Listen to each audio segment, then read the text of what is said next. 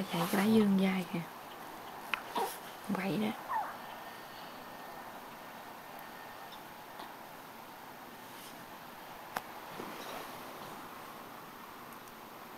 Ly ơi, dậy chưa? Hả? Dậy chưa?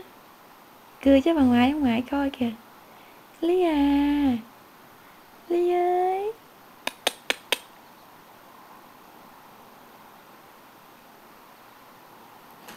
Bà dậy hả? Bà chưa dậy, bà hí hí mắt thấy không? Ly à, Ly ơi, Ly ơi. Hú.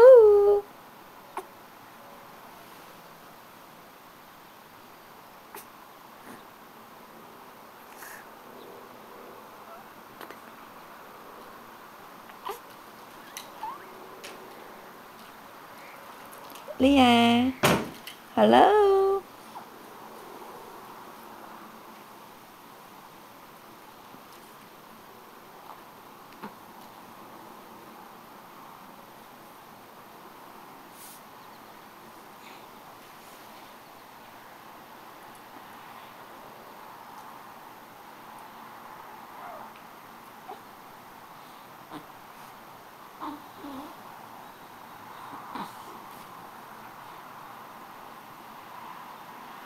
Ly ơi, Ly ơi.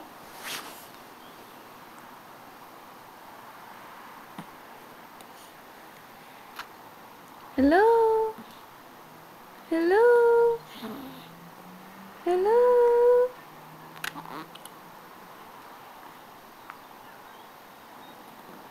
hello. Đói bụng chưa? Hả? Đói bụng chưa? Mẹ bẵm xuống âm bọn ăn cho ăn nha.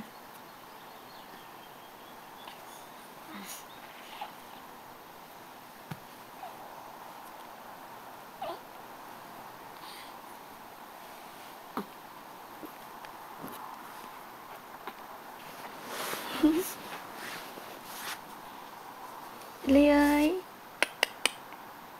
Nè. Hey. Giờ nó thấy nó cười không? Thấy nó cười không? Hey. Hello.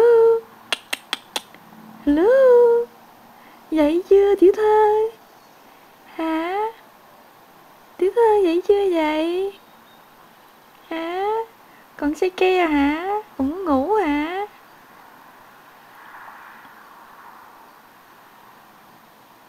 Mắt cà lẹp kìa.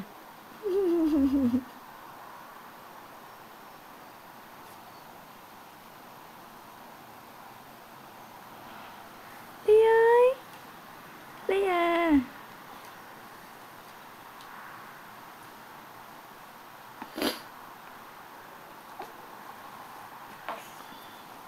Cái nó tung mền nè. Úp. Úp.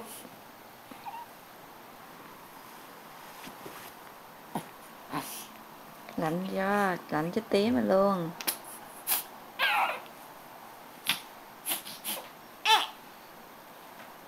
Xấu dễ sợ chưa? Dương dai kìa.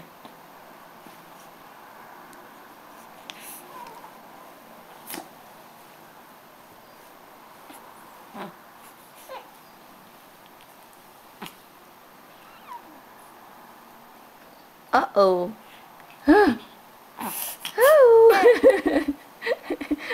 Làm gì vậy? Trời ơi, địch tẹt tẹt luôn đi ớn à. Để coi bịch tả coi. Rồi bịch tả đầy rồi. Thôi để mẹ xuống mẹ thay tả cho con nha. Nó bụng rồi. Ly ơi. Ly ơi. Ly à.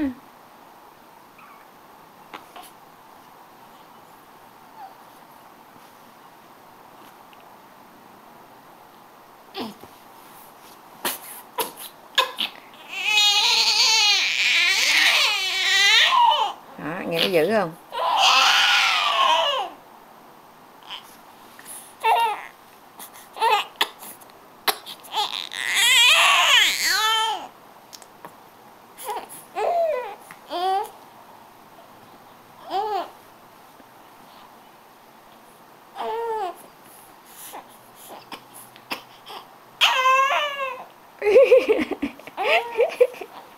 Nó làm như mèo ngào vậy.